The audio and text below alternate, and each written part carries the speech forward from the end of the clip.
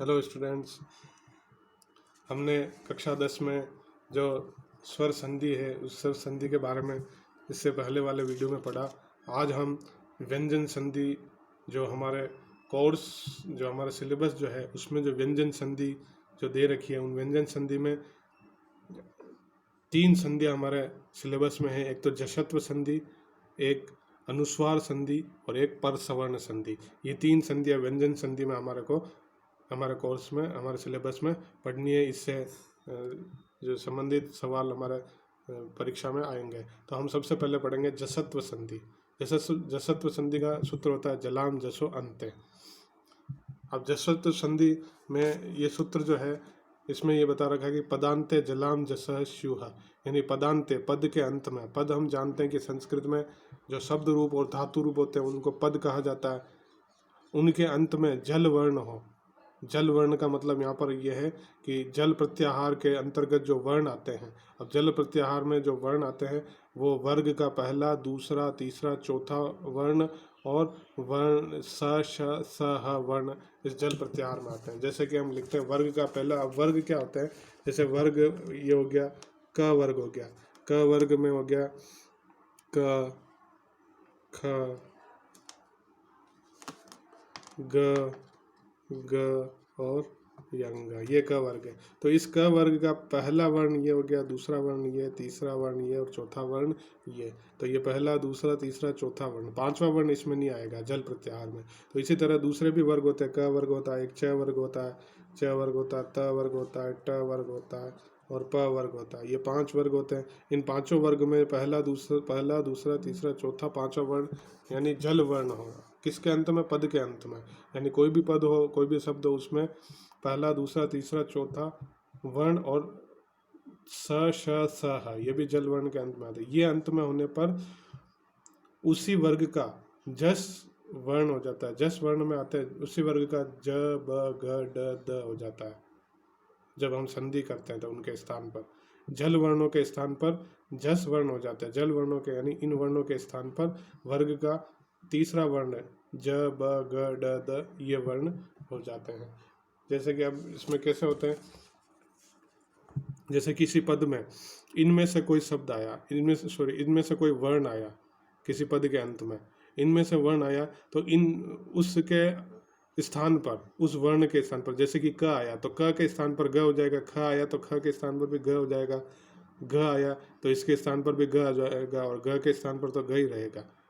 ठीक है, तो इस प्रकार से ये वर्ण हो जाएंगे उनके स्थान पर। तो यहाँ पर यही उदाहरण दे रखे हैं। जैसे कि देखो वाक प्लस, उदाहरण है एक, वाक प्लस ईशः। तो यहाँ पर देखो वाक ये पूरा एक शब्द है, पद है। इसके अंत में क्या आ रहा है? क आ रहा है। क आ रहा है तो वर्ग का पहला वर्ण है ये, वो क वर्ग का पहला वर्ण है। तो इसके स्थान पर क्या हो जाएगा? वर्ग का तीसरा वर्ण। क के स्थान पर वर्ग का तीसरा वर्ण हो जाएगा। अब इस क वर्ग में वर्ग का तीसरा वर्ण क्या होता है? ये वर्ग का तीसरा वर्ण ये होता है। तो इस क के स्थान पर ग हो जाएगा। तो यहाँ पर देखो इसको संधि करेंगे तो वागीशः। वागीशः कैसे हुआ? जैसे वाक प्लस ईशः ऐसे दे रखा है, वाक प्लस ईशः। तो वा क के स्थान पर क्या हो जाएगा? ग हो जाएगा, ये ग हो गया। फिर बाद में क्या है? ईशः। तो अब इनको हम जोड़ के लिख देंगे।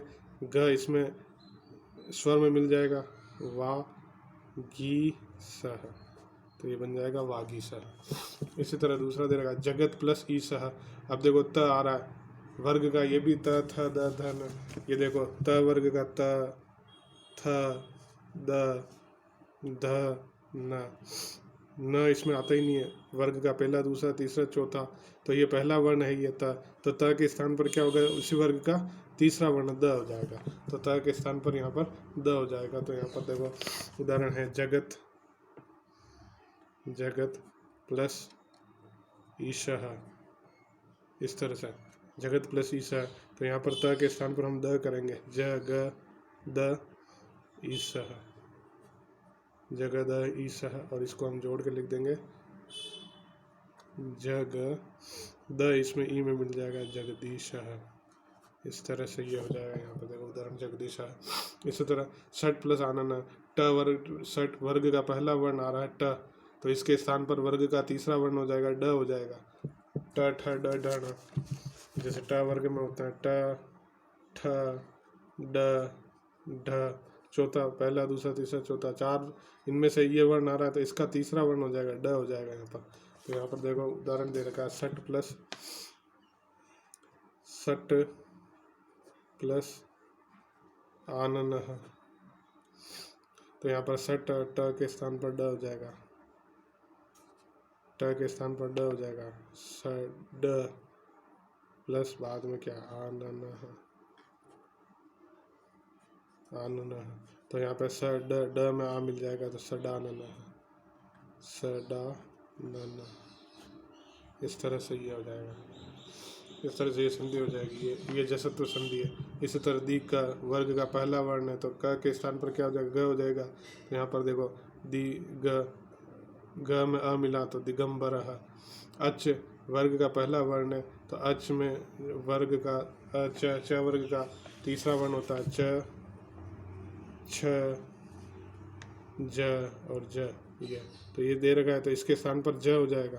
तो यहाँ पर देखो अच्छा ज च के स्थान पर ज हो गया और ये अजंता है, इसमें मिल गया तो अजंता। इस प्रकार ये जसत्व संधि होती है। तो जसत्व संधि का हमें नियम ये पता होना चाहिए कि पहले तो पद हो, पद का अंतिम वर्ण क्या हो, पद के अंतिम वर्ण में या तो वर्ग के 1 2 3 4 वर्ण हो या ये स श स ह ये वर्ण हो, तो इनके स्थान पर वर्ग का तीसरा वर्ण हो जाएगा ज ब ग ड द। यानी क वर्ग है तो क वर्ग के स्थान पर ग हो जाएगा, च वर्ग के स्थान पर ज हो जाएगा। और तो इस प्रकार ये जसत्व संधि हुई। इस जसत्व संधि में हमने नियम पढ़ा कि जल वर्ग का 1 2 3 4 हो और उसके स्थान पर उन जल वर्णों के स्थान पर क्या हो जाएगा वर्ग का तीसरा वर्ण हो जाएगा। इस प्रकार ये जसत्व संधि होती है। अगले वीडियो में हम जो अनुस्वार संधि है उसके बारे में पढ़ेंगे। व्यंजन संधि में अनुस्वार संधि पढ़ेंगे।